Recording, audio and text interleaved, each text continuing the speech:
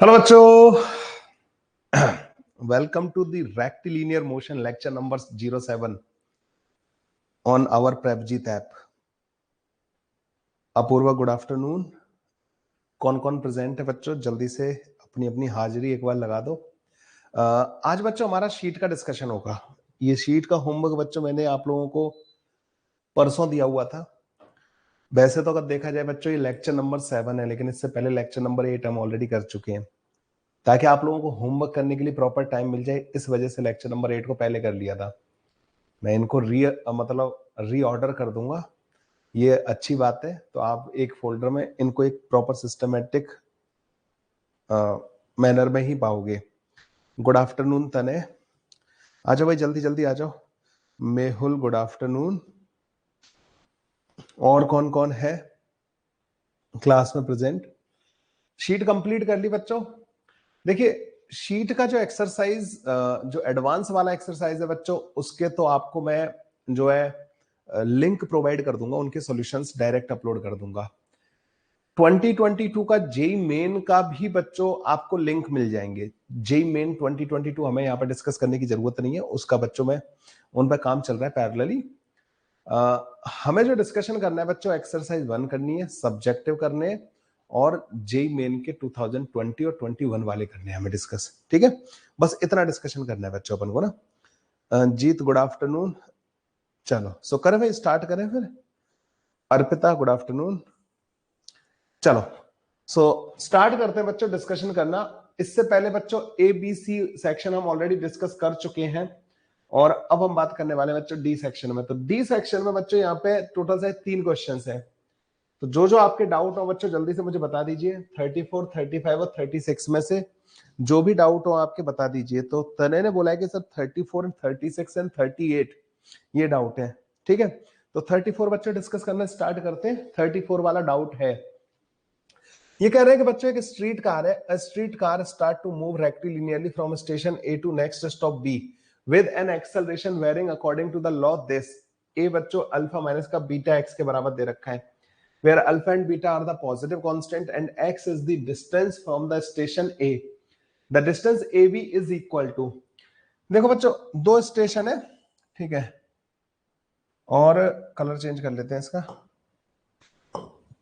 ठीक है, सो ये स्टेशन ए हो गया हमारा, ये बच्चों मान लीजिए बी स्टेशन हो गया।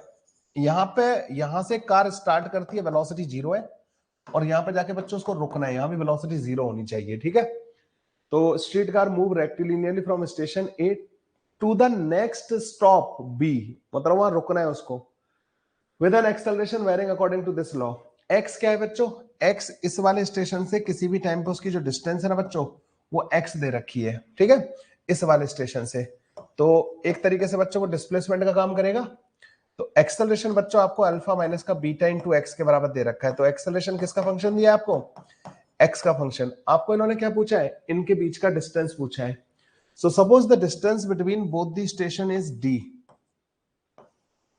Distance between both the station is बच्चों डी। डी है बच्चों डिस्टेंस दोनों स्टेशन के बीच का। अरे यार, एक मिनट, कलर चेंज कर लेता हूं इसका ना। ये बच्चों डिस्टेंस डी के बराबर दे रखा है। तो अब आपको करना क्या है? बस कुछ नहीं, एक्सेलरेशन का एक फॉर्मूला था, V DV by D X, this is equal to alpha minus का बीटा एक्स। यहां से बच्चों वी डीवी एक तरफ कर लो, अल्फा डी एक्स माइनस का beta X into D X, इन दोनों को बच्चों इंटीग्रेट कर दो।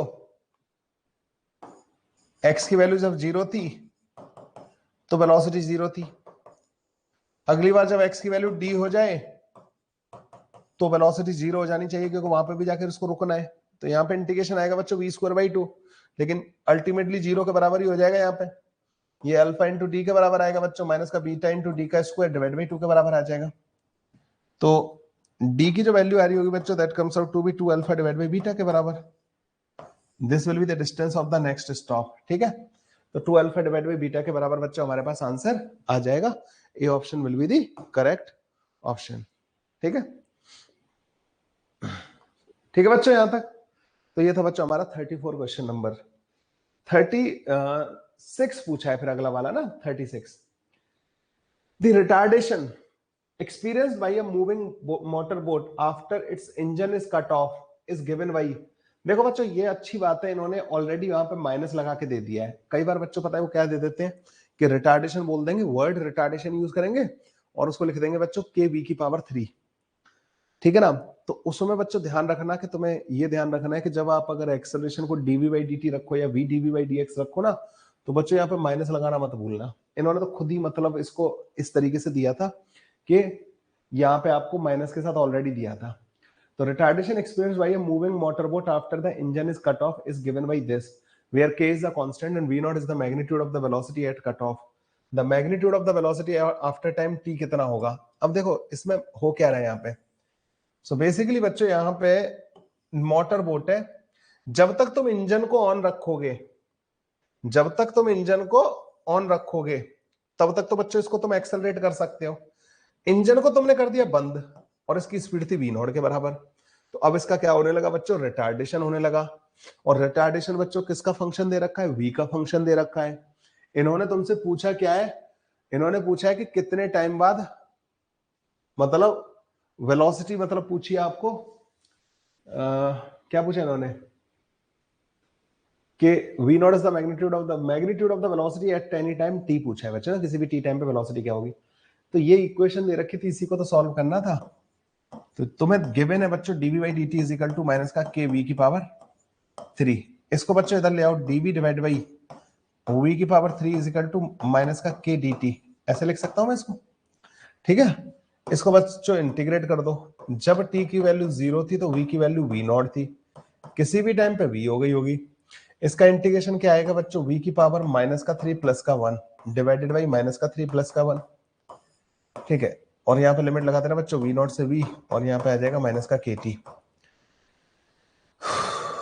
इस 2 को बच्चों उधर ले जाएंगे, 1 अपॉन v की पावर 2 माइनस का 1 अपॉन v नॉट की power 2 is equal to 2 kt। ये बन जाएगा हमारे पास 1 अपॉन v की पावर 2 2 kt वी नॉट का square plus 1 divide by v not का स्क्वायर, तो v बच्चों हमारे पास आ जाएगा v not divide by root के अंदर 2 kt वी नॉट की पावर 2 प्लस का 1 के बराबर। आगे बच्चों आंसर, ठीक है। सिंपल सा इंटीग्रेशन। वेरिएबल एक्सेलरेशन वाले क्वेश्चन बच्चों इस तरीके के होते हैं, जैसे एक्सेलरेशन यहाँ पे वेलोसिटी का फंक्शन दे रखा है, ठीक है, जो पूछा है उसके हिसाब से। और तुम इसमें ये बोल सकते थे कि अच्छा बच्चों बताइए, इन्होंने मेरे से पूछा होता ना कि मुझे ये बताओ कि किसी भी x डिस्टेंस पे वेलोसिटी क्या होगी। अगर इन्होंने ये पूछा होता, डिस्टेंस के साथ पूछा होता, तो पता है बच्चों मैं ये फॉर्मूला नहीं लगाता। अगर इन्होंने डिस्टेंस के साथ पूछा होता ना, तो मैं ये वाला फॉर्मूला लगाता, v dv by dx is equal to minus का k v का पावर 3, ये वाला फॉर्मूला लगाता। अगेन v वाले टर्म्स को एक तरफ करता, x वाले टर्म्स को एक तरफ करता, और फिर v as a function of x आ जाता बच्चों तुम्हारे पास ना। समझ रहे हो, ऐसे कोई बड़ी बात नहीं होती बच्चों ने इन क्वेश्चंस को सॉल्व करना, ऐसे ही सॉल्व हो जाएंगे, ठीक है। काइनेमेटिक्स का टेस्ट होगा बच्चों, मतलब काइनेमेटिक्स का इकट्ठा होगा, ठीक है। मतलब थोड़ा सा अकेला सिर्फ रेक्टिलिनियर का टेस्ट नहीं ले सकता मैं, रेक्टिलिनियर का टेस्ट लेना मतलब नहीं बनता। तो प्रोजेक्टाइल, रिलेटिव, तीनों को कंप्लीट हो जाने दो। अब तुम्हारा सिलेबस बहुत अच्छे से स्पीड अप हो जाएगा, टेंशन मत लो। आ जाओ बच्चों सेक्शन ई में आ जाओ। ई सेक्शन में बच्चों रेक्टिलिनियर मोशन ग्राफ प्रॉब्लम्स, तो तुमने 38 वाला पूछा था मेरे से, 38 वाला पूछा है। इससे पहले वाले आप लोगों ने सारे कर लिए। हाँ जी, कोई भी बच्चे को किसी को भी डाउट हो पूछ लेना बच्चों बीच में ना, जहां भी कोई परेशानी आए। तो 38 वाला पूछा है मेरे से ना। The figure shows the VT graph of a particle moving in a straight line. Find the time when the particle returned to the starting point. ऐसा तो मैंने क्लास में कराया था यार, डिक्टो इस तरीके का तो मैंने क्लास में करा रखा है। खैर, सबसे पहली बात देखो इन्होंने क्या दे रखा है तुम्हें, V वर्सेस T का जो एरिया होता है, ये क्या देता है बच्चों मेरे को, डिस्प्लेसमेंट देता है। अगर इनिशियल पोजीशन और फाइनल पोजीशन सेम है,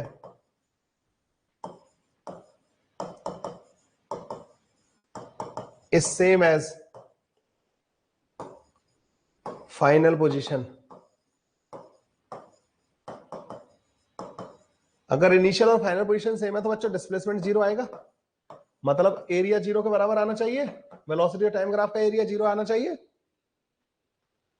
आपने कहा सर बिल्कुल सही बात है, इस लाइन को थोड़ा आगे बढ़ा दो, इस लाइन को बच्चों इधर बढ़ा दो थोड़ा। मान लो इस जगह पे नेगेटिव एरिया और पॉजिटिव एरिया बराबर हो जा रहे हैं, तो पहले तो पॉजिटिव एरिया लिख लेते बच्चों ना। पॉजिटिव एरिया होगा हाफ बेस जो कि 25 के बराबर है इनटू दिस 250 मीटर, ठीक है। तो पहले तो बच्चे पॉजिटिव डायरेक्शन में टोटल 250 मीटर गया है, क्लियर है बच्चे ये? ओके। इस टाइम को मान लेना बच्चों यहां से यहां तक के टाइम को टी नॉट, ये एंगल मान लेना थीटा के बराबर, तो ये एंगल भी बच्चों थीटा के बराबर हो जाएगा। अगर तुम देखो ना तो ये था बच्चों 5 के बराबर और ये था 20 के बराबर।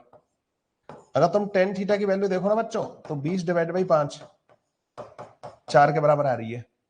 तो टेन थीटा बच्चों अगर तुम इसमें भी लगाओगे ना, tan theta is equal to this upon this, तो ये बच्चों 4 टी नॉट के बराबर आ जाएगा। This is 4 t not. तो बच्चों ये जो एरिया है ना, ये वाला ट्रायंगल का एरिया, इस वाले ट्रायंगल का एरिया और इस वाले ट्रायंगल का एरिया पूरा, दोनों बराबर होंगे या नहीं होंगे? तभी तो नेट डिस्प्लेसमेंट जीरो आएगा। तो इसका जो एरिया था बच्चों वो तो 250 हमने लिख रखा है, is equal to half t not into 4 t not, ये इससे कट जाएगा बच्चों और ये भी कटेगा 125। तो टी नॉट की वैल्यू आ जाएगी बच्चों 5√5 के बराबर। √5 बच्चों कितना होता है? 2.4 के करीब। तो ये करीब करीब बच्चों कितना आएगा? देखो 25 सेकंड में तुम्हें टी नॉट ऐड करना है, 12 के करीब ऐड करना है 25 में, तो 37 के आसपास। This option is the correct option, ठीक है। 38 का B option will be the correct. 39th वाला, 39th वाला बच्चों बहुत ही जबरदस्त प्रॉब्लम है, ठीक है। इसमें बहुत अच्छे अच्छे प्रॉब्लम डाले मैंने। 39th वाला ये कहता है बच्चों कि two particle A and B start from the same point and move in the positive X direction, their velocity time relationship are as shown in the following figure. What is the maximum separation between them during the time interval shown? तो बच्चों देखो दो particle है, मान लो ये इनका starting line है और they both are moving in the same direction, मतलब एक इस लाइन के लॉन्ग जा रहा है और बच्चों एक इस वाली लाइन के लॉन्ग जा रहा है, ठीक है। They both are moving in the same direction. इसकी जो वेलोसिटी है बच्चों वो 2 मीटर पर सेकंड के बराबर है और इसकी वेलोसिटी बच्चों इसका एक्सेलरेशन है, इसका एक्सेलरेशन कितना दे रखा है बच्चों? 2 मीटर पर सेकंड स्क्वायर के बराबर। ये मैंने कैसे लिखा? क्योंकि वेलोसिटी टाइम ग्राफ का जो स्लोप है ना बच्चों, इस स्लोप वो 2 के बराबर है।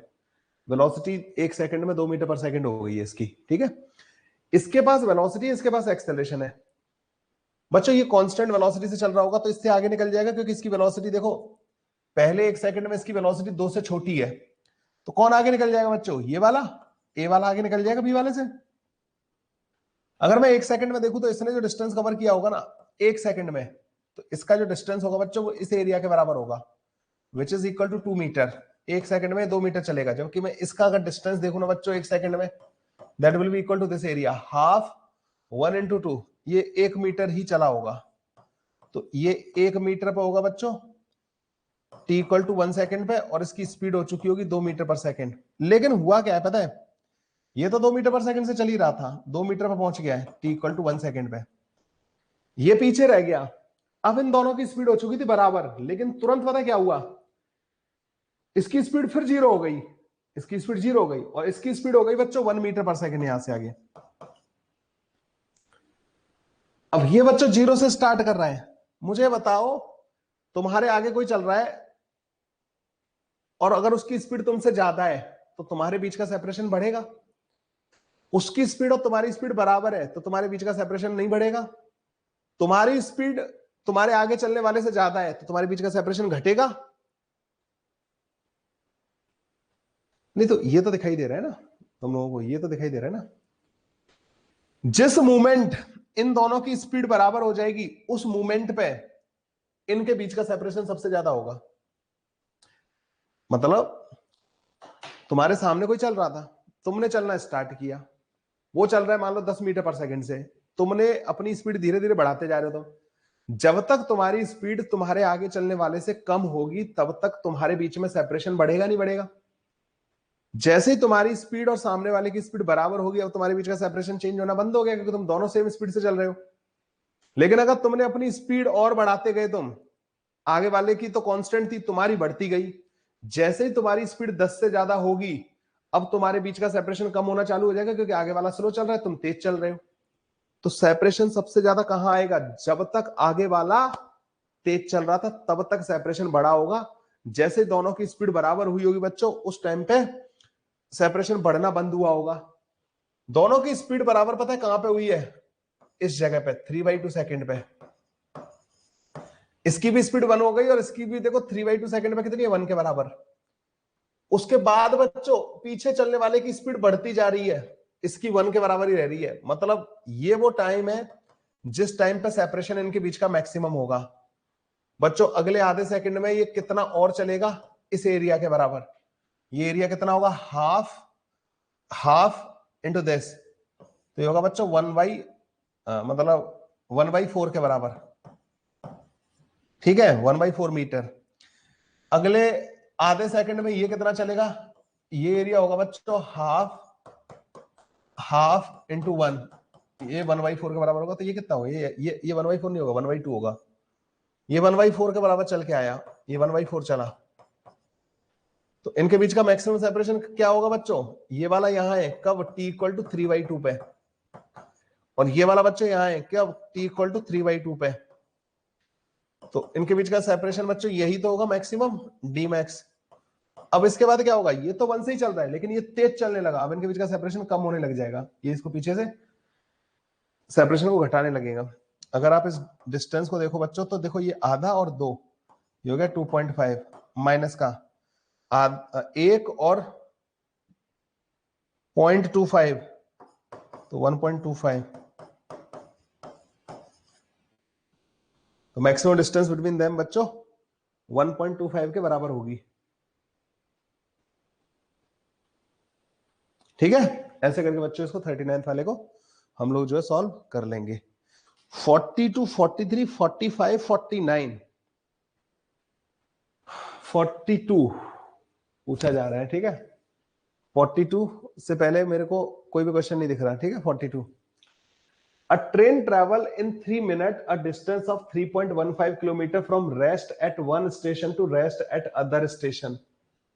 It is uniformly accelerated for first 30 seconds and uniformly retarded for last 15 seconds, the speed being constant for the remaining time. Find the maximum velocity and retardation. ऐसे क्वेश्चंस को बच्चों जब तुम्हें टोटल डिस्टेंस गिवन हो, acceleration constant हो, तो बच्चों उन क्वेश्चंस को ग्राफ से करना होता है। वो भी कौन सा ग्राफ, वेलोसिटी और टाइम का ग्राफ। क्या आप लोगों को कुछ ऐसा किसी ने बताया था? ठीक है, ये मैंने पिछली क्लास में बच्चों ये बताया था तुम्हें ना कि ऐसे क्वेश्चंस को वेलोसिटी टाइम ग्राफ बना के सॉल्व करते हैं। क्लियर? अरे दिख तो रहा है ना तुम्हें डायग्राम वगैरह और ये सब पढ़ तो पा रहे हो ना तुम सारी चीजें। मेरा फेस दिखे या ना दिखे वो मैटर नहीं करता। ठीक है, ये बोर्ड तो दिखना चाहिए आपको। तो 3 मिनट, 3 मिनट का मतलब समझ रहे हो तुम 180 सेकंड। मान लो यहां तक 180 सेकंड हो रहे हैं। इन्होंने बोला पहले 30 सेकंड में इसने अपने आप को एक्सेलरेट किया है, तो फर्स्ट 30 सेकंड में बच्चों मान लीजिए यहां पे पहुंच गए ऐसे ना, ये फर्स्ट 30 सेकंड हो गए। 30 सेकंड में ये 30 सेकंड हो गए। ठीक है, इसकी कुछ वेलोसिटी आ गई होगी। उसके बाद बच्चों ये कांस्टेंट स्पीड से चल रहा है और लास्ट के 15 सेकंड में इसने अपने आप को रोक दिया। 15 सेकंड में रोका है बच्चों अगले, ठीक है। तो अगर मैं यहां से ये लाइन ऐसे ड्रॉ करूं तो वो 15 सेकंड के बराबर हो जाएगी।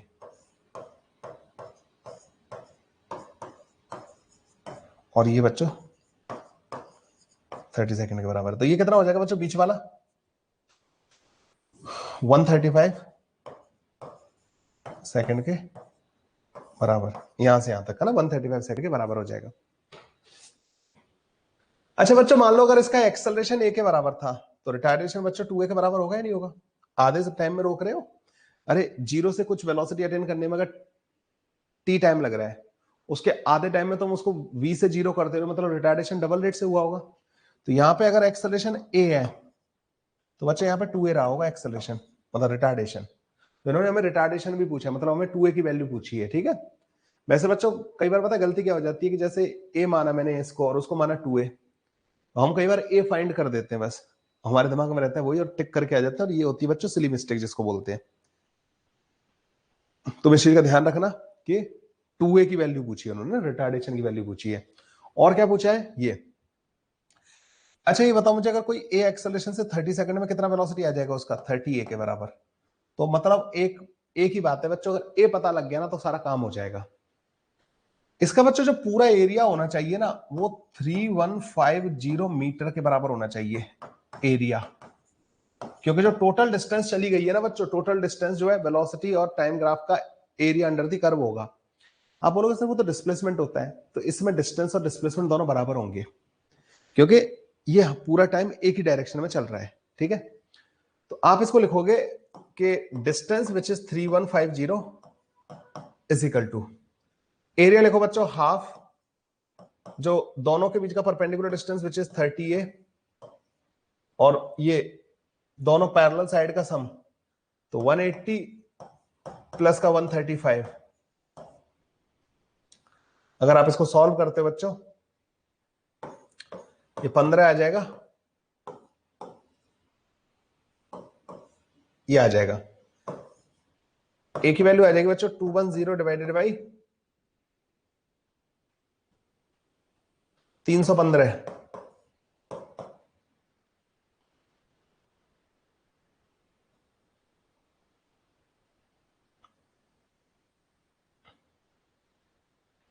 इक्कीस से 10 बार कटेगा और 21 एकम 21, ये 2/3 के बराबर आ रहा होगा बच्चों, which is equal to 0.67 metre per second square. एक ही वैल्यू आ रही है बच्चों ना ये तो रिटार्डेशन कितना आएगा बच्चों हमारे पास?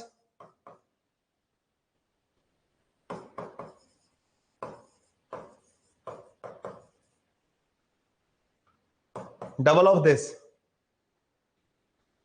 1.33 मीटर पर सेकंड स्क्वायर, ठीक है। और मैक्सिमम स्पीड कितनी आएगी बच्चों? वी मैक्स 30 इंटू ए के बराबर, which is 2 divide by 3 which is equal to 20 metre per second, ठीक है। This answer, this option is the correct option. समझ में आया बच्चों 42 वाला? 42, 43, 45, 49, 43 बच्चों कल मैंने तुम्हें बताया था, मतलब पिछली क्लास में मैंने तुम्हें बताया था y और x का जब ग्राफ दे रखा होता है तो बच्चों वो होता है पाथ ऑफ द पार्टिकल, तो ये पाथ ऑफ द पार्टिकल है। अब ये कह रहे हैं average velocity vector has the same direction as that of the initial velocity vector. ये इनिशियल पोजीशन मतलब इंस्टेंटेनियस वेलोसिटी वेक्टर, ये इनिशियल पोजीशन बच्चों ये है या नहीं? ये वाली, ठीक है। मान लो तुम ए वाले पॉइंट पे बात कर रहे हो कि ए वाले पॉइंट पे एवरेज वेलोसिटी और इंस्टेंटेनियस वेलोसिटी मान लो बराबर है। मुझे बताओ कि ए वाले पॉइंट पे वेलोसिटी की डायरेक्शन क्या होगी? इधर, वी बच्चों इधर की तरफ होगा, जबकि इनिशियल से फाइनल को ज्वाइन करता हुआ डिस्प्लेसमेंट वेक्टर ये होगा। तो एवरेज वेलोसिटी डिस्प्लेसमेंट वेक्टर के डायरेक्शन में आती है, तो क्या इन दोनों की डायरेक्शन सेम है? नहीं। अगर मैं बी वाले पॉइंट पे देखूं तो टेंजेंट ऐसे होगी, तो बी वाले पॉइंट पे इंस्टेंटेनियस वेलोसिटी की डायरेक्शन ये होगी। बी वाले पॉइंट तक डिस्प्लेसमेंट बच्चों ऐसे होगा, तो एवरेज वेलोसिटी इधर आएगी। क्या ये दोनों सेम डायरेक्शन में? नहीं। सी वाले पॉइंट पे अगर मैं देखूं बच्चों तो वेलोसिटी की डायरेक्शन आएगी ये, और इनिशियल से इस पॉइंट को ज्वाइन करता हुआ जो डिस्प्लेसमेंट वेक्टर होगा वो भी इसी डायरेक्शन में होगा। तो C is the option for which instantaneous velocity की direction is same as average velocity की डायरेक्शन। ठीक है, सी वाला पॉइंट ऐसा पॉइंट होगा।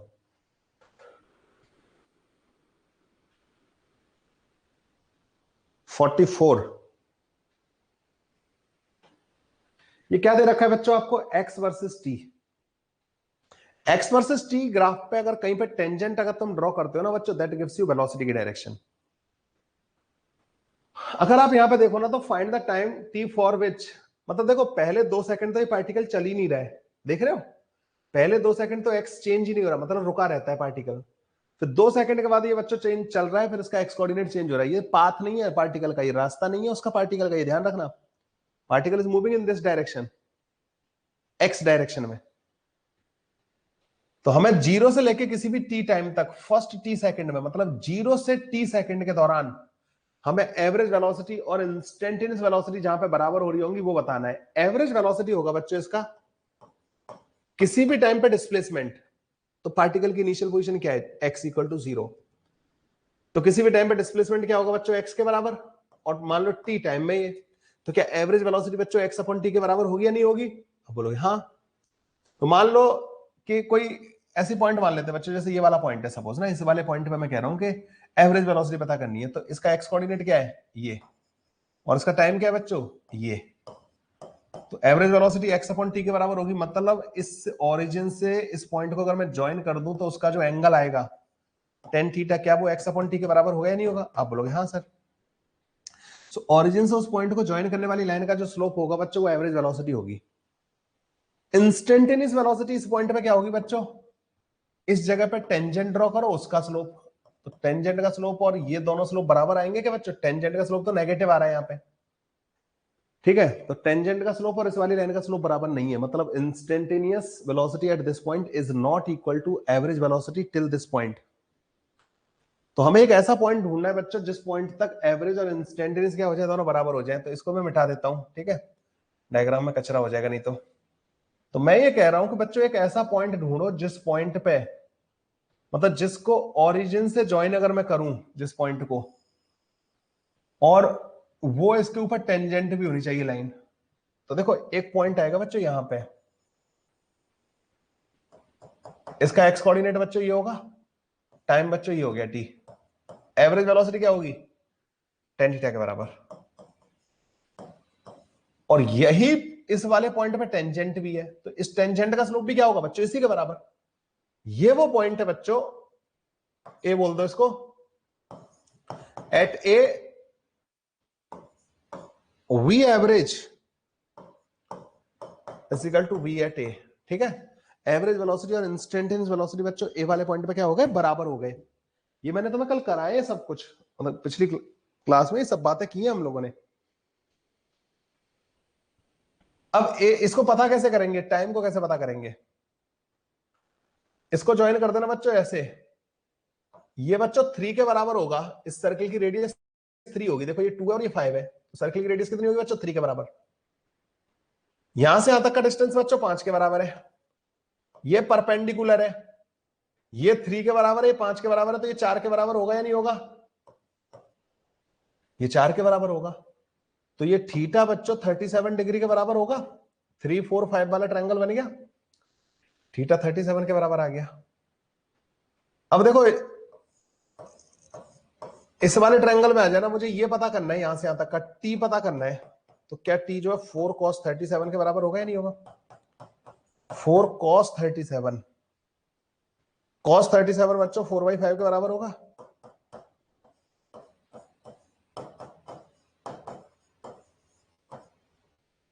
3.2 सेकंड के बराबर।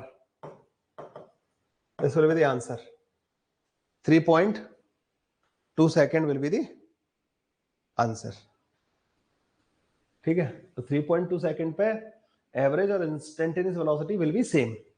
अब ये किसी भी तरीके से बच्चों इस क्वेश्चन में आप इसको हर तरीके से कंसीडर कर सकते हो। आप कहोगे सर कॉन्सेप्ट बिल्डिंग के हिसाब से बहुत बढ़िया क्वेश्चन है, जेई मेन में जो बढ़िया क्वेश्चन आ सकता है वो भी एक ये बढ़िया क्वेश्चन है, एडवांस के लिए भी कॉन्सेप्ट बिल्डिंग के लिए बहुत बढ़िया क्वेश्चन है ये।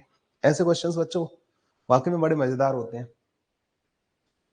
आगे बढ़ते हैं बच्चों, अगला कौन सा पूछा है तुम लोगों ने, अगला पूछा है 45, यस, द ग्रेटेस्ट एक्सेलरेशन और deceleration that a train may have is a the minimum time in which the train may reach from one station to the other station separated by this. तो बच्चों एक बात बताओ मुझे, अगर एक train को तुम मिनिमम टाइम में एक जगह से दूसरी जगह लेके जाना चाहते हो, चाहे ट्रेन हो चाहे कार हो, और तुम्हें जल्दी से जल्दी पहुंचना है, तो तुम क्या करोगे? एकदम उसको एक्सेलरेट करोगे मैक्सिमम स्पीड से, करते जाओगे, एक्सेलरेट करते जाओगे, अगर कोई लिमिट नहीं है तो, ठीक है। और फिर तुम्हें लगा कि मुझे वहां रुकना है, तो फिर ब्रेक लगाओगे, और ब्रेक भी तुम मैक्सिमम लगाओगे नहीं लगाओगे, तभी मिनिमम टाइम में पहुंचोगे नहीं पहुंचोगे। तो जो मैक्सिमम एक्सेलरेशन और मैक्सिमम रिटार्डेशन है बच्चों, मैं इन्हीं को यूज करके इसको ट्रेन को चलाने के लिए बोलूंगा, ठीक है। खैर इस क्वेश्चन में बच्चों हमें ये नहीं बोला इन्होंने कि उसकी कोई लिमिट है, मतलब ना इस स्पीड से ज्यादा स्पीड नहीं हो सकती। तुमने देखा होगा कि जब तुम गाड़ी वगैरह को एक्सेलरेट करते हो तो एक टाइम पे जाके उनकी स्पीड कांस्टेंट हो जाती है, फिर बढ़ना बंद हो जाती है। इसमें ऐसा कुछ बोला नहीं उन्होंने। अच्छा, मुझे बच्चों ये भी दिया है कि दो स्टेशन के बीच का सेपरेशन डी के बराबर है। तो ऐसे क्वेश्चन को बच्चों मैं बड़े आराम से वेलोसिटी और टाइम के ग्राफ से सॉल्व कर सकता हूं। आप बोलोगे सर ऐसा क्यों कर रहे हो आप? बिकॉज मुझे area under the curve D के बराबर कर देना होगा और ये सॉल्व हो जाएंगे। तो मैं बच्चों इसको ए से ही एक्सेलरेट कर रहा हूं और ए से ही मैं इसको रिटार्ड कर रहा हूं, ठीक है। तो ये एंगल बच्चों बराबर होंगे या नहीं होंगे? अरे दोनों की स्लोप बराबर होगी या नहीं होगी? मैग्नीट्यूड में तो बराबर होगी, एक की नेगेटिव होगी एक की पॉजिटिव होगी, ठीक है। रिटार्डेशन है और एक एक्सेलरेशन है। ओके, तो टाइम पूछा है इन्होंने, द मिनिमम टाइम। मान लो कैपिटल टी टाइम पे पहुंच रही है, तो ये वाला जो टाइम होगा बच्चों वो टी बाई टू के बराबर होगा या नहीं होगा? अच्छा, ये जो होगा बच्चों ये ए इंटू टी बाई टू के बराबर होगा? आप बोलोगे हाँ। अरे टी बाई टू टाइम में ए एक्सेलरेशन से जो वेलोसिटी आएगी ए इंटू टी बाई टू के बराबर आएगी। तो बच्चों जो एरिया होगा ना, half T A into T divide by two के बराबर होगा, और ये डी के बराबर होना चाहिए।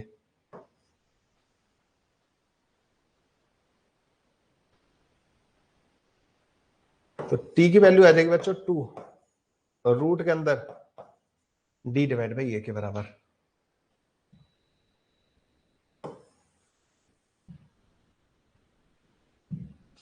तो 2 रूट के अंदर डी डिवाइड बाई ए के बराबर बच्चों हमारे पास टाइम आ जाएगा। इतने टाइम में बच्चों ट्रेन को इस स्टेशन से उस स्टेशन तक जाना है। सो 40 45 44 45 और उसके बाद बच्चों 50 देख पा रहा हूं मैं।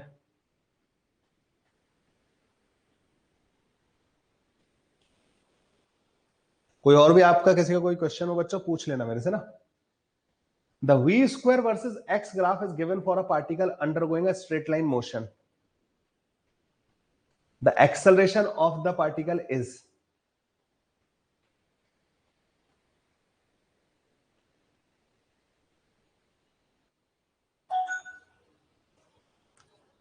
ये कौन है भाई?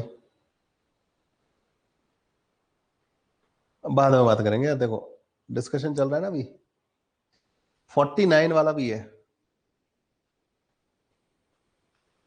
A particle start from the rest and travel a distance of 2x with uniform acceleration and then moves a uniform over a further distance of 4x and finally comes to rest after moving a further distance of 6x under uniform retardation. Assuming the entire motion to be rectilinear motion, the ratio of the average speed over the journey to the maximum speed on its way. बच्चों तुम ये देख पा रहे हो कि acceleration या तो कांस्टेंट है या है नहीं। तो इन क्वेश्चंस को भी बच्चों हम किससे करेंगे? एरिया अंडर दी कर्व से, ठीक है। तो मुझे ये पता है कि वेलोसिटी हो गई और ये हो गया बच्चों टाइम तुम्हारे पास। पहले इसको इन्होंने यूनिफॉर्मली क्या किया है? एक्सेलरेट किया है।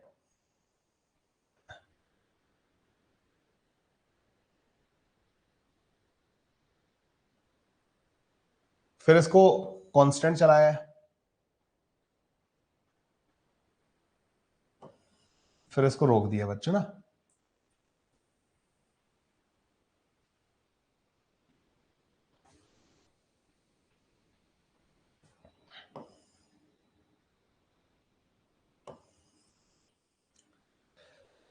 तो उन्होंने बोला particle start from rest and travel a distance of 2x with uniform acceleration and then move uniformly over a further distance of 4x and finally comes to rest after moving a further distance of 6x under uniform retardation. Assume entire motion to be rectilinear motion. The ratio of the average speed over the journey to the maximum speed on its way.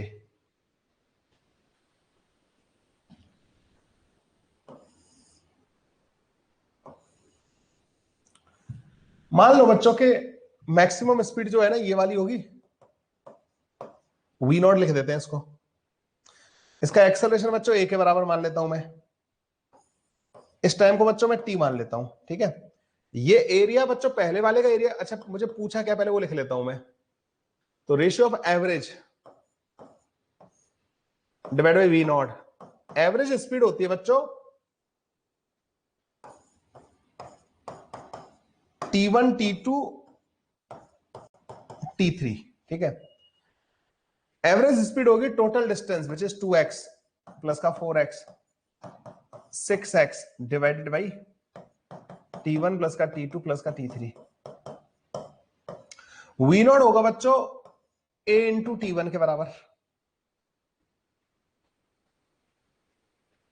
मुझे इसकी value पता करनी है, ठीक है। मुझे t1 t2 और ये सब भी उड़ाने हैं। चलो एक एक करके करते हैं। जो बच्चों पहला एरिया है ना 2x, क्या वो हाफ a इंटू t1 के बराबर होगा या नहीं होगा? बेस और ये परपेंडिकुलर, ये v नॉट जो बच्चों a इंटू t1 के बराबर है, ठीक है। 2x आ गया। 4x जो है बच्चों, क्या वो t2 into a into t1 के बराबर होगा या नहीं होगा? 4x मतलब उसका double which is a t1 का स्क्वायर। t1 से बच्चों t1 उड़ा दो तो t2 जो है t1 के बराबर आ जाएगा। आप बोलोगे सही है सर, तो t2 बच्चों t1 के बराबर आ गया हमारे पास। अब इस वाले एरिया को क्या कितना लिखा है इन्होंने? 6x, ये होगा हाफ at1, ये हाइट तो at1 के बराबर ही है, इंटू t3।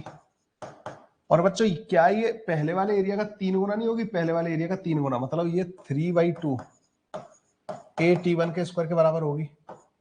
2 से 2 उड़ा दो, a से a उड़ा दो बच्चों, t3 जो आएगा ना वो 3t1 के बराबर आ जाएगा।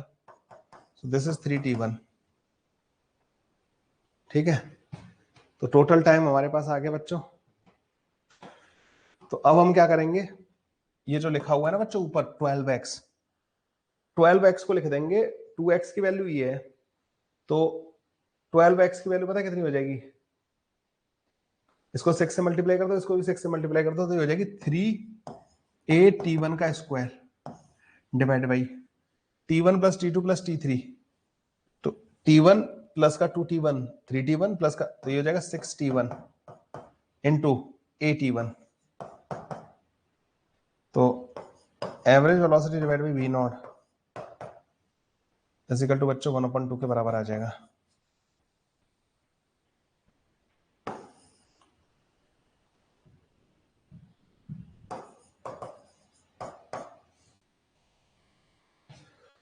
जो कि रॉन्ग है ना, गलत है। कहां गलती हुई भाई? तो ऊपर टोटल जो है 12x के बराबर आया, which is that part is correct, divide by total time. तो अच्छा ये गलती कर दी बच्चों ना, t1 और t2 बराबर थे, तो t1 प्लस का t1 प्लस का 3t1 मतलब 5t1, 6t1 नहीं आएगा, वो 5t1 आएगा बच्चों ना यहाँ पे।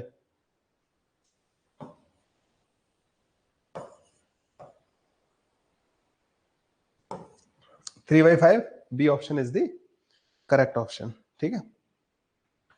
देखिए भाई डिस्कशन क्लास में सबसे कम स्ट्रेंथ रहती है, जो कि बहुत गलत चीज है। इसलिए तुम लोगों से क्वेश्चन नहीं बनते। जो लोग डिस्कशन में नहीं आते ना, वो हमेशा सफर करते हैं। अब यार इस वाले ग्राफ में एक पार्टिकल है जो कि x इक्वल टू 1 पे है, और ये x इक्वल टू 0 है, ये x इक्वल टू 1 है बच्चों, और इसकी इनिशियल वेलोसिटी 0 के बराबर है, ठीक है। अगर तुम इस ग्राफ की इक्वेशन लिखो तो देखो ये आएगी v² is equal to m into x plus का c। यही आएगी ना बच्चों इक्वेशन, स्ट्रेट लाइन की इक्वेशन यही होती है। मुझे ये पता है कि जब v की वैल्यू जब 0 है ना तो x की वैल्यू 1 के बराबर है, और इसका स्लोप भी मेरे को पता है। स्लोप कितना आएगा इसका?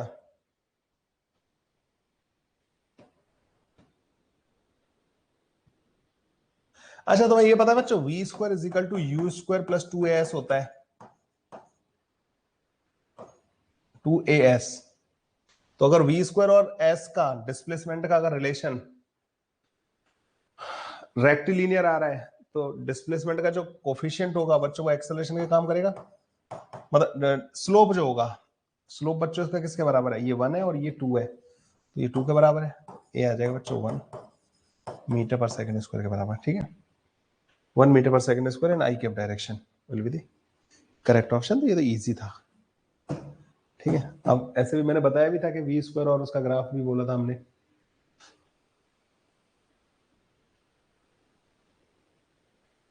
ओके, अब आ जाते पहले सब्जेक्टिव पे। ठीक है, subjective are very really good question, मतलब subjective part is really good.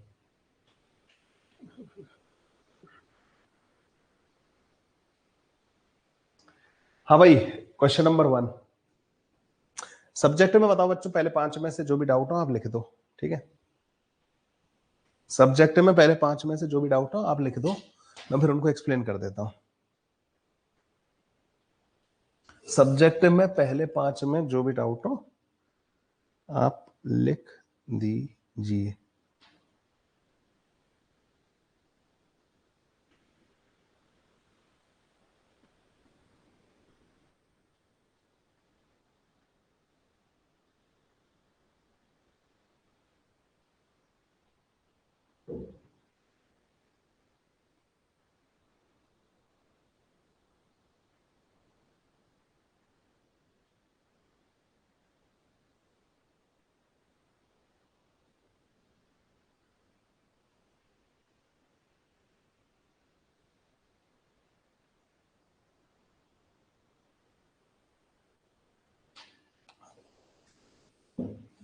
So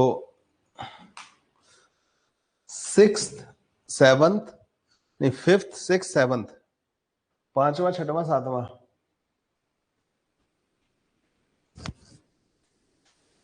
two objects moving along the same straight line are leaving point A with an acceleration a 2a, velocity 2u and u respectively at time t equal to 0. The distance moved by the object with respect to point A when one object overtake the other. चलो भाई इसको diagram बनाते हैं। तो ये बच्चों मान लो starting point इनका ना। So two objects moving along the same straight line are leaving point A with an acceleration of a and 2a. तो ये इसका एक्सेलरेशन बच्चों a के बराबर है और इसका एक्सेलरेशन बच्चों 2a के बराबर है। एंड वेलोसिटी, इसकी वेलोसिटी बच्चों 2u के बराबर है और इसकी वेलोसिटी u के बराबर है। तो ये बच्चों तेज जा रहा होगा, ठीक है, लेकिन उसका एक्सेलरेशन कम है तो ये पीछे वजह से ये पकड़ लेगा उसको। The distance moved by the one object with respect to the point A when one object overtake the other. तो मान लो ये दोनों एक दूसरे को यहाँ पे ओवरटेक कर रहे हैं एट अ डिस्टेंस d। तो बच्चों एक ही टाइम पे ओवरटेक कर रहे होंगे तो d की इक्वेशन 2 बार लिखे तो d equal to 2ut plus का हाफ a t स्क्वायर, और इसके लिए लिखो d equal to ut plus का हाफ 2a t स्क्वायर। इन दोनों को बच्चों बराबर कर दो तो 2u प्लस का 80 divided by 2 is equal to u plus का 280 divided by 2।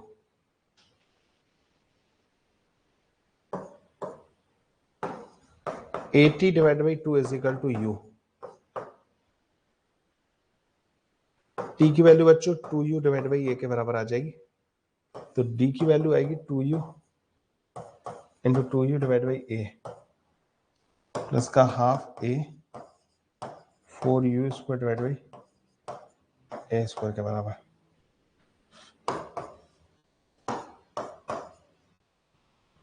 Six U square divide by A will be the answer. खत्म, ठीक है। तो फिफ्थ वाला बच्चों ऐसे खत्म हो जाएगा। Yes, this question is really good question बच्चों, और इसको एक तरीके से इलस्ट्रेशन की तरह ही मान के चलना बच्चों ना। बहुत स्टैंडर्ड प्रॉब्लम है बच्चों ना, आपको कभी ना कभी कभी भी कोई भी टेस्ट सीरीज वगैरह दोगे ना, आप will definitely find this question. Language different होगी, डेटा डिफरेंट होगा, बट ये क्वेश्चन आपको मिलेगा ही मिलेगा। इतना इतना बढ़िया क्वेश्चन है। A particle is thrown upward from the ground. It experiences a constant air resistance which can produce a retardation of 2 meter per second square to the direction of the velocity, opposite to the direction of the velocity of the particle. The ratio of the time of ascent to the time of descent is, बच्चों यहाँ पे होता क्या है कि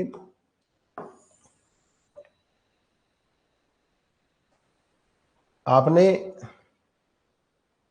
मैं तो इसको खैर टू लेके नहीं कर रहा हूं बच्चों, मैं क्या कर रहा हूं कि मैं ये कह रहा हूं कि जब ये ऊपर जा रहा होगा ना बच्चों, जब ऊपर की तरफ जा रहा होगा, तो इसका जो एक तो mg फोर्स लग रहा होगा, उसकी वजह से g एक्सेलरेशन आ ही रहा होगा ऑलरेडी, और साथ ही साथ बच्चों वेलोसिटी का opposite 2 metre per second square, मतलब 2 की जगह पे मैं ए नॉट बोल दे रहा हूं इसको ना, ए नॉट, ये रिटार्डेशन और आ रहा होगा। तो जब ऊपर जाएगा ना बच्चों, तो इसका रिटार्डेशन होगा g प्लस का ए नॉट के बराबर। ये ऊपर गया, जब नीचे लौट के आ रहा होगा तो वेलोसिटी होगी नीचे की तरफ। अब एयर ड्रैग ऊपर लगेगा बच्चों, mg अभी भी नीचे लगेगा। अब इस पे जो नेट फोर्स आएगा ना बच्चों, mg माइनस का ड्रैग, तो अब इसका जो एक्सेलरेशन होगा ना बच्चों, g प्लस का ए नॉट के बराबर होगा। तो जाते टाइम बच्चों जो रिटार्डेशन हो रहा होगा वो g प्लस का ए नॉट से हो रहा होगा, और लौट के आते टाइम बच्चों g माइनस का ए नॉट होगा। तो ये मोशन बच्चों सिमेट्रिक नहीं होगी, जैसा गया वैसा उतना ही टाइम आने में नहीं लगेगा, टाइम डिफरेंट होंगे दोनों के, ऊपर जाने का टाइम डिफरेंट होगा, नीचे आने का टाइम डिफरेंट होगा। अच्छा, जब एक्सेलरेशन ऊपर जाते टाइम और नीचे आते टाइम जी होता था, जब एयर ड्रैग वगैरह कंसीडर नहीं करते थे, तो ऊपर जाने का टाइम और नीचे आने का टाइम बच्चों बराबर हुआ करते थे, लेकिन अब वो बराबर नहीं होंगे। अब वो बराबर नहीं होंगे। हाँ, क्या चीज बराबर होगी? ऊपर जाते टाइम जो इसने डिस्टेंस कवर की है और नीचे आते टाइम जो डिस्टेंस कवर की है वो बराबर होगी। तो अब मैं तुम्हें बच्चों यहां पे दो डिफरेंट सिचुएशन दे रहा हूं, एक ये हो गई और एक ये हो गई, ठीक है। अब इन दोनों सिचुएशन को समझना कि मान लो एक पार्टिकल को तुमने ऐसे फेंका होता और g प्लस का ए नॉट एक्सेलरेशन होता उसका, ऊपर जाते टाइम भी और नीचे आते टाइम दोनों बार। सपोज नीचे आते टाइम भी मान लो इसका, this is an hypothetical case.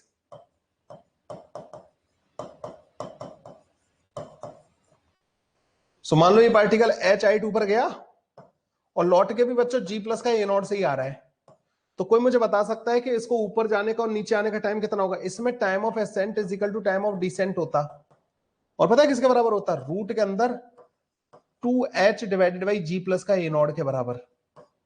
याद है ऊपर से किसी पार्टिकल को छोड़ते थे, जब g एक्सेलरेशन होता था तो h नीचे आने में उसको टाइम लगता था रूट के अंदर 2h बाई g, रूट के अंदर 2h divide by g plus का ए नॉट। ऊपर से आने का टाइम और नीचे से ऊपर जाने का टाइम दोनों बराबर होंगे, तो हमने बस उधर से लिख लिया ऊपर से आने का टाइम। अगर ये g प्लस ए नॉट से आता h हाइट से नीचे, तो कितना टाइम लगेगा इसको? रूट के अंदर 2h divide by g plus a not. लेकिन एक्चुअल वाली सिचुएशन में ऐसा नहीं हो रहा है। लेकिन इससे क्या फायदा हो गया? हमने ऊपर से भी सेम एक्सेलरेशन मानने से हमें यह फायदा हो गया कि हम यहां से यहां तक जाने का टाइम पता कर पाएंगे, यहां से यहां तक जाने का टाइम ये होगा। अच्छा, जब लौट के आ रहा है बच्चों, तब तो ये h हाइट से लौट के आ रहा है और इसका एक्सेलरेशन है बच्चों g माइनस का ए नॉट के बराबर। तो इस केस में तो बच्चों मैं डायरेक्ट ही टाइम लिख सकता हूं, रूट के अंदर 2h g माइनस का ए नॉट के बराबर। तो टाइम ऑफ डिसेंट पता लग गया मेरे को, टाइम ऑफ एसेंट पता लग गया मेरे को, और इन दोनों का रेशियो जो आएगा बच्चों, the time of ascent to the time of descent, that comes out to be g minus का ए naught divide by g plus का ए नॉट। इस फॉर्मूले को याद रखना बच्चों ना। सो g माइनस का ए नॉट होगा बच्चों 8 के बराबर, ये होगा 12 के बराबर,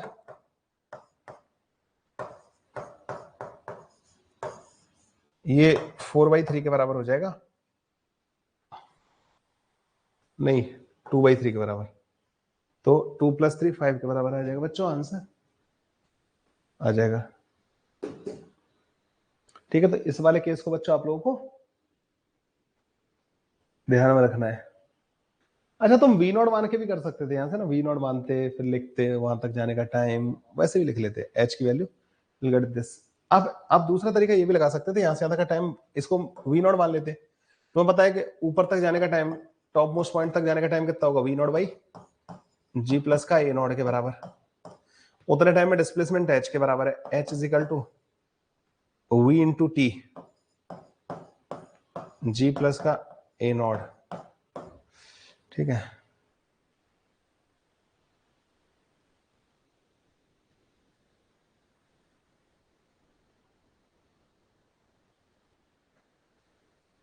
सो v naught into t minus का half g plus a naught into t का स्क्वायर।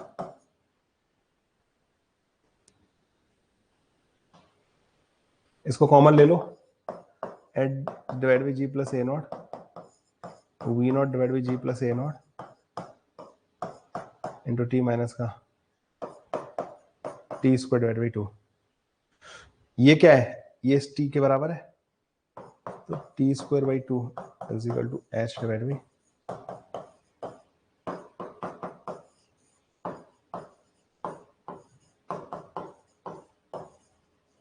ठीक है।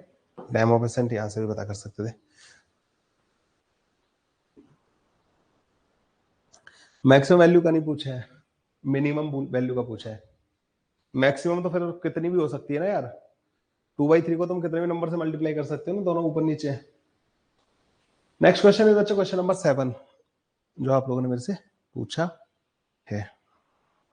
अब ये वो वाला क्वेश्चन है बच्चों, the maximum possible acceleration of a train starting from the rest and moving on a straight track is this, maximum possible retardation is 5, the maximum speed that train can achieve is 85, minimum time in which the train can complete a journey of this 1000 metre.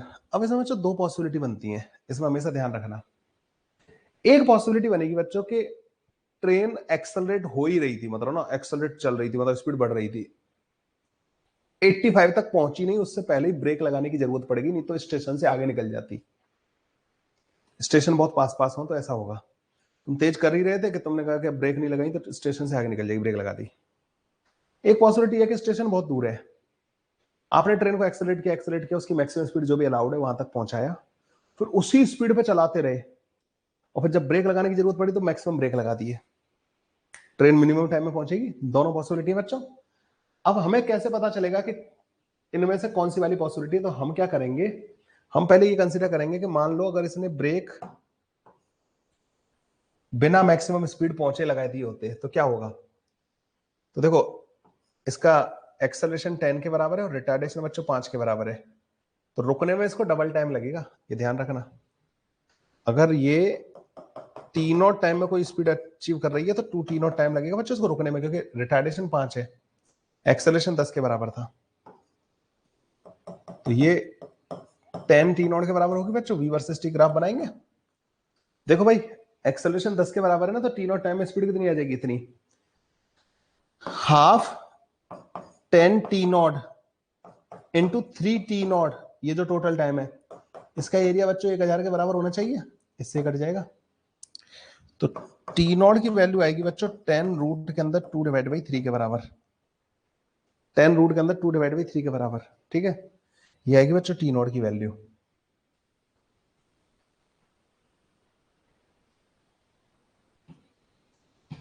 ठीक है, अब अगर मैं देखूं maximum speed इसकी, तो maximum speed कितनी है, 10 टी नॉट के बराबर, मतलब 100 रूट के अंदर 2/3 होता है बच्चों 0.67, इसकी करीब करीब वैल्यू हो जाएगी बच्चों 0.67, मतलब 0.64 के क्लोज होता है, तो 0.64 मतलब उसका अंडर रूट आएगा बच्चों 0.8, करीब करीब 80 मीटर पर सेकंड। क्या अपनी मैक्सिमम स्पीड इसने अटेन की है 85? नहीं, 85 अटेन ही नहीं की, तो मतलब यही केस हुआ होगा, ट्रेन ने ऐसे करके अपने आप को रोक दिया होगा। तो टोटल टाइम कितना हो गया, तो टोटल टाइम तो बच्चों 3 टी नॉट के बराबर है ना, मतलब 30 रूट के अंदर 2 डिवाइडेड बाई 3, तो n की वैल्यू कितनी आ जाएगी बच्चों तुम्हारे पास, ये n की वैल्यू। हाँ, अगर मान लो इसकी स्पीड 70 मीटर पर सेकंड दे रखी होती है कि 70 से ज्यादा नहीं हो सकता ये, तो फिर पता है बच्चों मुझे इसको प्रॉब्लम को दोबारा सॉल्व करना पड़ता। मैं फिर क्या करता, मैं ट्रेन को 70 मीटर पर सेकंड की स्पीड अटेन करवाता। तो 70, ये तो 80 तक जा रहा है, ये 10 टी नॉट 80 के करीब है, तो 70 तो से नीचे आता। फिर मैं ब्रेक नहीं लगाता, फिर मैं इसको 70 पे ही कांस्टेंट चलाता, क्योंकि ऊपर कुछ एरिया गायब हो गया, तो वो एरिया हमें इधर कवर करना पड़ेगा ना। फिर मैं इसको 70 पे ही चलाता, तो 7 सेकंड में वो 70 स्पीड अटेन कर लेता। फिर मैं उसको टी टाइम तक चलाता, फिर उसको रिटार्ड कर देता। तो पता है, अगर मान लो मतलब मैं अगर एक जस्ट एग्जांपल के तौर पे आपको बता रहा हूं, अगर इफ Vmax इज 70, तो क्या करते हम, तो हम बच्चों इसको 70 पे ले आते 7 सेकंड में, ठीक है। फिर मैं इसको ऐसे चलाता, तो जो ये ऊपर, क्योंकि एरिया अंडर दी कर्व बच्चों 1000 के बराबर होना है, ये जो ऊपर वाला एरिया गया ना बच्चों, यहां पे कवर होता, फिर ये एरिया इसके बराबर होता। रुकने में कितना टाइम लगता फिर बच्चों इसको, 14 सेकंड, क्योंकि 7 सेकंड में अगर इसने स्पीड अटेन की है 10 मीटर पर सेकंड इसको एक्सेलरेशन, तो 7 सेकंड लगेंगे। फिर मैं इस एरिया को बच्चों बराबर करता किसके, फिर मैं इस एरिया को, और ये तो मुझे पता है बच्चों ये हाइट 70 के बराबर है, बस ये टाइम मैं कैलकुलेट कर लेता कि कांस्टेंट स्पीड से कितने टाइम तक चलेगी ट्रेन। तो ये ट्रेन बच्चों फिर कुछ टाइम तक कांस्टेंट स्पीड से भी चलती, ये वो वाला केस हो जाएगा। नेक्स्ट क्वेश्चन बच्चों, शायद ये वाला, ये वही केस है बच्चों ना, ये रहा 1000 मीटर 70 मीटर पर सेकंड, ये वाला मैंने ऑलरेडी एक्सप्लेन कर दिया, ये तो एक्सप्लेन कर दिया 70 मीटर पर सेकंड वाला, ठीक है। फिर आप ऐसे ले जाके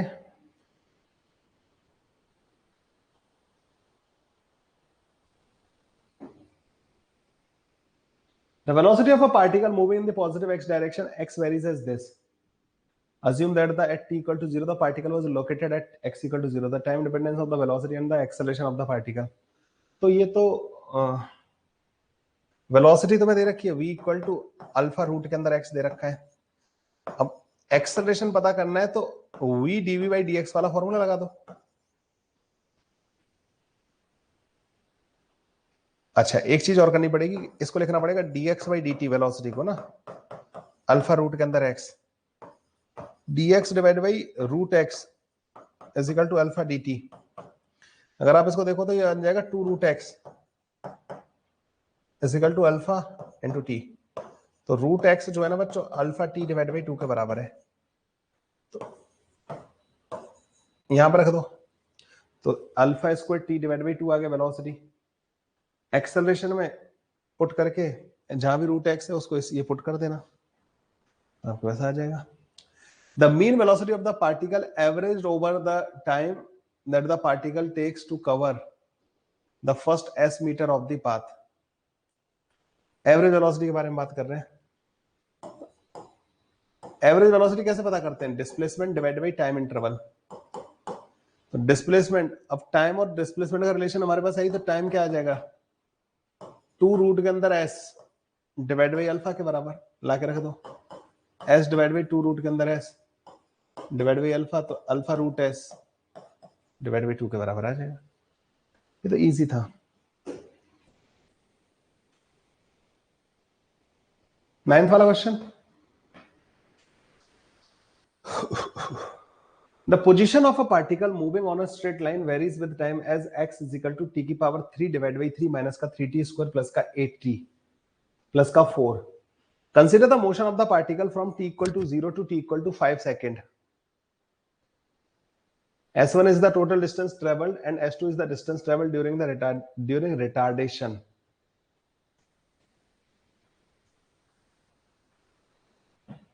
पहले तो बच्चों इसकी वेलोसिटी पता कर लेते हैं,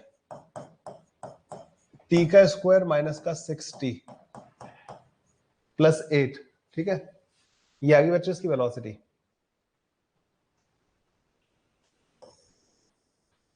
वेलोसिटी और टाइम का अगर तुम ग्राफ देखोगे ना बच्चों,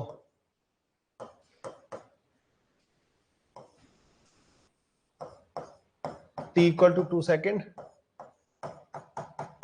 t इक्वल टू 4 सेकेंड। ठीक है,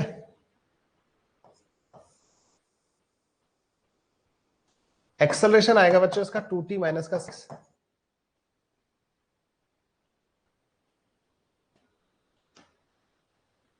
एक्सेलरेशन का ग्राफ देखोगे ना बच्चों, वो ऐसा आएगा, t इक्वल टू 3 पे। अब वो रीजन, जिस रीजन में acceleration and velocity opposite sign के हैं, तो t इक्वल टू 0 से 2 सेकेंड तक रिटार्डेशन हो रहा है, फिर दोनों नेगेटिव हो गए। t जो है 3 से लेके 4 तक रिटार्डेशन हो रहा है। समझ गए, दोनों अपोजिट साइन के यहीं पे। अच्छा, इन्होंने टोटल डिस्टेंस पूछे बच्चों 0 से लेके 5 तक। ध्यान रखना, यहाँ पे साइन चेंज हो रहा है वेलोसिटी का, यहाँ पे साइन चेंज हो रहा है। तो पार्टिकल का देखते हैं बच्चों क्या क्या हो रहा है। ठीक है, तो पार्टिकल का मैं पूरा ट्रैक कर रहा हूं बात को ना, कि कैसे कैसे चल रहा है। तो पहले तो ये बताओ बच्चों, t इक्वल टू 0 पे पार्टिकल कहाँ है? तो t की वैल्यू x में पुट करोगे तो t इक्वल टू 0 पे, x इक्वल टू 4 पे। t इक्वल टू 2 पे पार्टिकल कहाँ है? 2 पे, तो 2 पुट कर दो 8/3। तो x at t equal to 2 कितना आएगा? 8/3 माइनस का 12 प्लस का 16 प्लस का 4, 8 प्लस का 8/3, 32 divide by 3। So 32 divided by 3 at t equal to 2 second. Particle ऐसे गया। ठीक है, अब t इक्वल टू 3 पे पार्टिकल गया, 3 पे, तो 9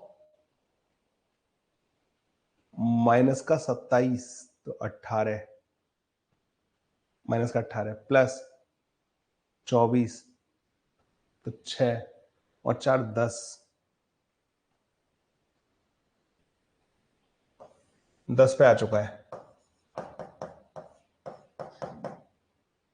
t इक्वल टू 3 पे 10 पे आ गया। t इक्वल टू 4 पे पार्टिकल कहाँ है?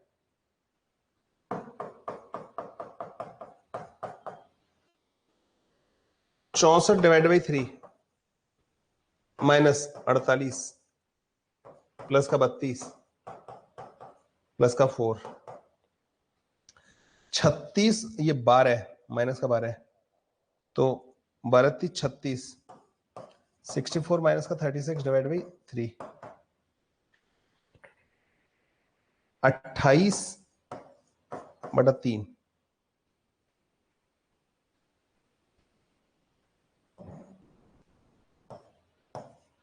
28/3 आ गया।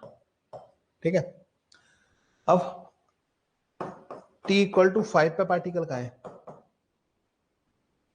125 डिवाइड बाई 3, 75, 40 प्लस का 4, 44, 31, 93, 7 और 25, 32, 32 डिवाइड बाई 3,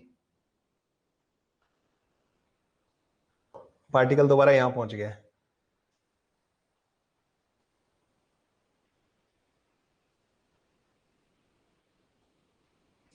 S1 बच्चों आएगा ना total distance, that is 32 divide by 3 plus का यहां से यहां तक वापस आया, विच इज 4/3 प्लस का 4/3 फिर वापस चला गया 8, ये 40 डिवाइड बाई 3 के बराबर आ जाएगा।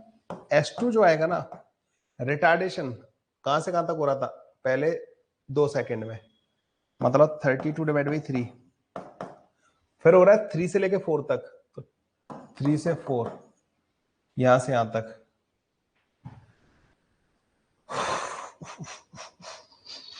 प्लस का 2/3, 34 डिवाइड बाई 3,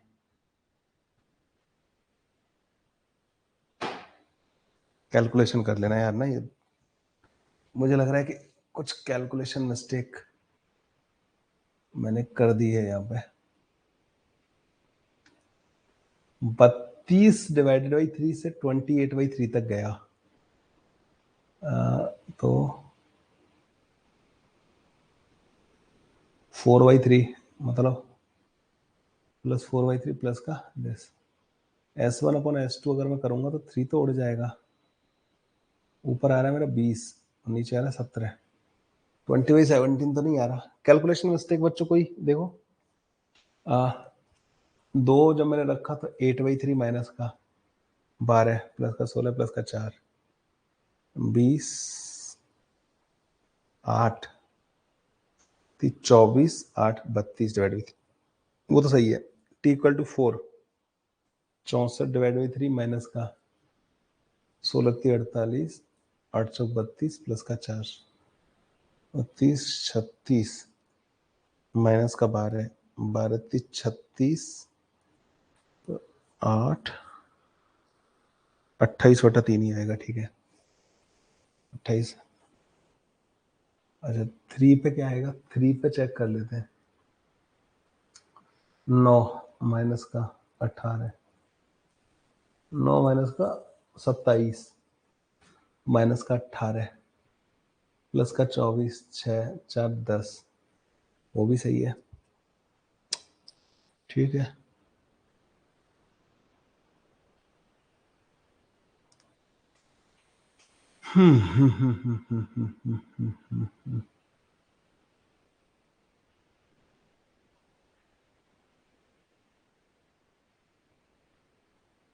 रिटार्डेशन 2 जगह पे हो रहा है,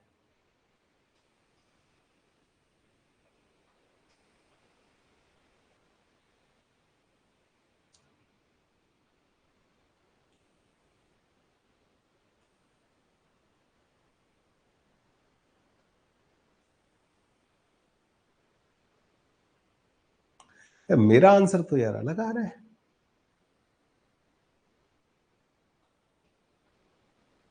S1 में 4,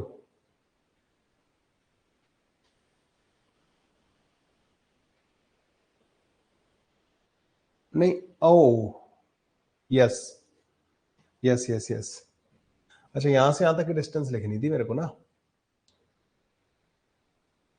माइनस का 4 भी होगा 12 28, S2 में भी माइनस का 4 होगा,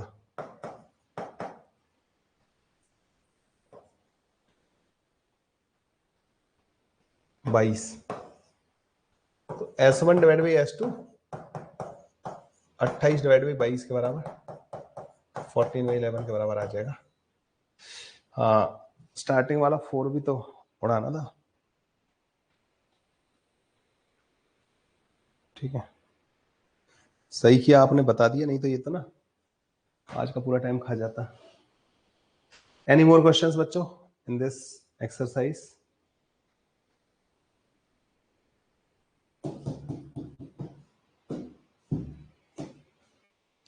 एडवांस अगर किया हो तो एडवांस में किसी बच्चे को कोई डाउट है, जेई मेन पे आ जाते हैं।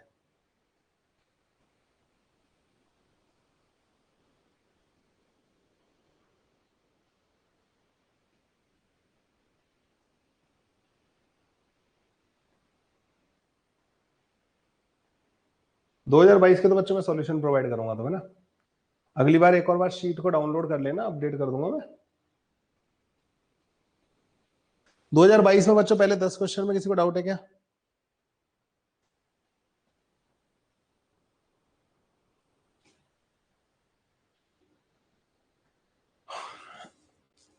ओ ये वाला, हाँ ये गंदा क्वेश्चन आया था 2020 में। The distance covered by a particle in one dimension motion varies as time. The acceleration of the particle depends on x as x की power minus n, where this is this। इसको बच्चों एक बार differentiate करो, 2x into D x by D T, ये 280 plus का 2b के बराबर आ जाएगा। एक और बार डिफरेंशिएट करो 2dx, अच्छा 2 उड़ा देते हैं पूरे में से ना, इसका dx बाई dt आएगा dx/dt प्लस का x into d2x/dt square is equal to a. So d2x/dt square, which is the acceleration, is equal to a minus का v square divided by x. a minus का v square divided by x. यहां से देखो v जो आएगा वो at plus का b divide by x के बराबर आएगा. इसको ले जाके यहां पे पुट कर दो. a माइनस का at प्लस का b का square divide by x square divide by x. तो ax स्क्वायर माइनस का a square t square plus का b माइनस का b square 2ab into t divide by x की power 3.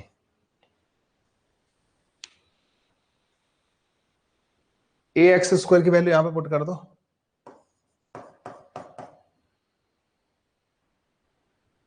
a square x square 2ab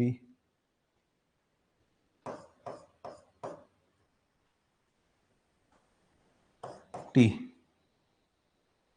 plus का a into C minus का a square T square minus का b square minus का 2ab into T divide by x की power 3. इससे बच्चे ये cut जाता है, इससे ये कट जाएगा. ऊपर वाली चीजें बचेंगी कांस्टेंट और नीचे बस x की पावर 3 आ रहा होगा. तो एक्सेलरेशन x की पावर 3 के इनवर्सली प्रोपोर्शनल होगा, मतलब x की पावर -3 के प्रोपोर्शनल होगा. तो n की वैल्यू बच्चों -3 के बराबर आ जाएगी.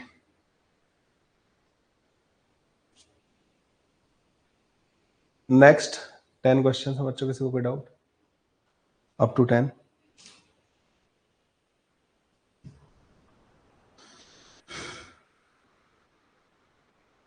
पांचवा, the instantaneous velocity of a particle is this. तुम डिफरेंशिएशन से इतना डर क्यों रहे हो?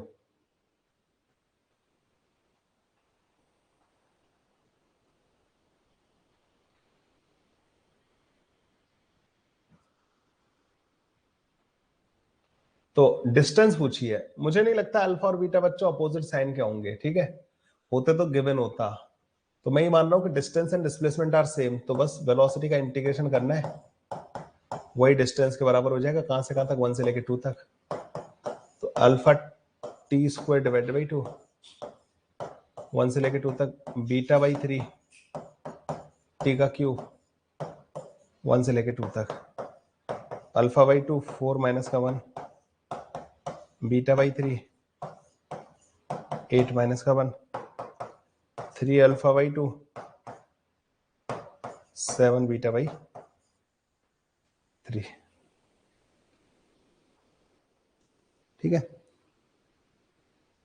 एनी मोर क्वेश्चंस बच्चों इन 2021? सिर्फ 21 तक डिस्कस करेंगे. 22 का तो मैं सॉल्यूशन प्रोवाइड कर दूंगा. तो ना 21 में बच्चों किसी और को कोई डाउट? 21 तक किसी भी बच्चे को कोई भी डाउट? एक बार बच्चों आफ्टर सम टाइम शीट को दोबारा डाउनलोड कर लेना, चाहे उस लिंक से गूगल ड्राइव से कर लेना, चाहे मैं इसमें अपडेट कर दूंगा. You will get the solution of 2022 questions. उनकी लिंक मिल जाएंगी आपको और एडवांस वालों की मिल जाएंगी. ठीक है, इस पे मैं काम कर रहा हूं. अभी मैं सिर्फ 2022 और 20 एडवांस वालों पे काम कर रहा हूं. ठीक है, चलो भाई फिर आज का सेशन यहाँ पे खत्म करते हैं. उम्मीद करता हूँ कि रेक्टिलिनियर मोशन के साथ आपका एक्सपीरियंस बहुत अच्छा रहा होगा. 2 डीपीपीज और मैं इसमें अपलोड करूंगा. वो जब भी आपको रिवीजन करना है बच्चों उसके लिए होंगी. उन डीपीपीज के सॉल्यूशन बच्चों मैं यूट्यूब पे कराऊंगा. उन डीपीपीज में लिंक होंगी. आप जाके जैसे अगर कहीं भी क्वेश्चन में अटकोगे, लिंक पे क्लिक करोगे, it will be redirected to YouTube session, जहां से आपको उसका सॉल्यूशन आपको देखने को मिल जाएगा. ठीक है, वो डीपीपीज एक एडवांस लेवल प्रॉब्लम्स की होगी, एक बच्चों ग्राफ रिलेटेड प्रॉब्लम्स की होगी, जो कि और अच्छे प्रॉब्लम्स होंगे. So there are total 15 questions in those 2 DPPs. वो अपार्ट फ्रॉम दिस एक्सरसाइज आपके लिए काफी बेनिफिशियल रहेंगे. अब वो क्लास में नहीं हो सकते, उनको हम साइड से रख देंगे. जिस बच्चे को करना है वो कर लेगा. कल से बच्चों प्रोजेक्टाइल मोशन स्टार्ट करेंगे. प्रोजेक्टाइल मोशन को हार्डली हमें 3 लेक्चर में खत्म कर देना है. कल मैं प्रोजेक्टाइल का एक पार्ट खत्म कर दूंगा, परसों दूसरा, और उसके बाद डिस्कशन. पर रिलेटिव मोशन स्टार्ट करना है हमें ना जल्दी से जल्दी। 11th वाले सिलेबस को थोड़ा खींचना है ताकि 12th वाले में हमें ज्यादा परेशानी ना आए।